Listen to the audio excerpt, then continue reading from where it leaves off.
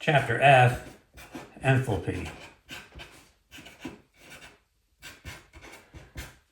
Now we have already encountered the first law of thermodynamics, which we can write down as du equals heat transfer into the gas minus the work done by the gas.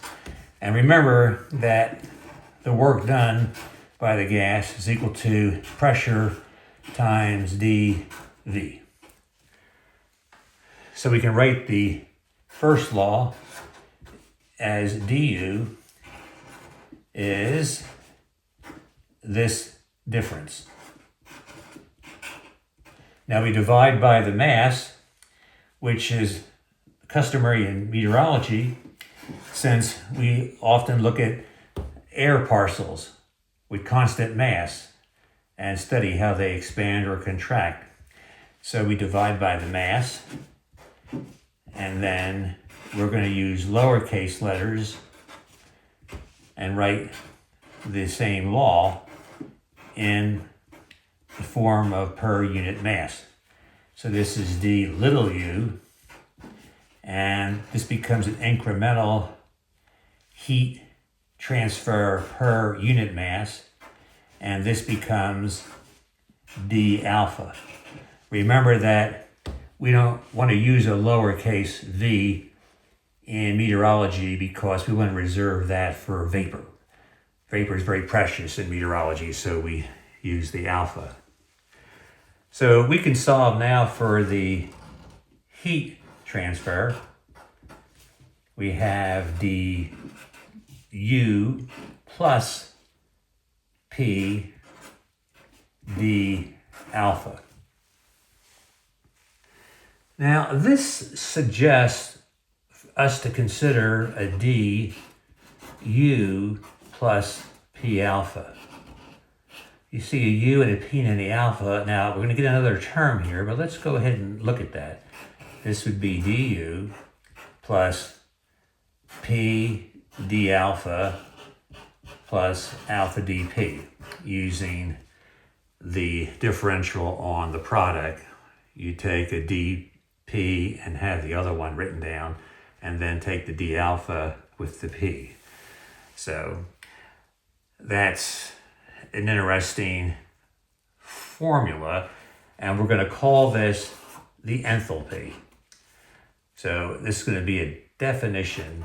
H is u plus p alpha. And if I don't say per unit mass, it's understood. So that's the enthalpy per unit mass. And these are all good state variables. So that means H is a state variable. There's such thing as an enthalpy at each point when a gas is changing. If it changes very slowly, so there's a well-defined pressure and well-defined temperature. So there'll be a well-defined energy. Then there'll be a well-defined enthalpy. We can say there is enthalpy in the gas, all right? Enthalpy.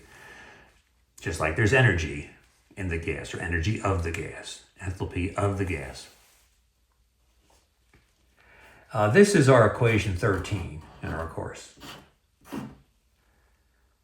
So what I would like to do now is focus on the heat transfer and write this as du, just copy it down again, plus p d alpha. And then I'd like to write down here what du is in terms of dH. So let's go ahead and just do this again. dH is equal to du plus p d alpha plus alpha dp. And then if I solve for du, I'm going to have dH, and then these will be on the other side, so I need to subtract them. p d alpha minus alpha dp. And then I want to put that in here. So that means the heat transfer, infinitesimal heat transfer, is going to be equal to all of this plus that. But see, that p d alpha is going to cancel that P d alpha. So I'm going to get left with dH and this other term here, minus alpha dP. Now we discover something very, very important here. And I'm going to call this equation 14.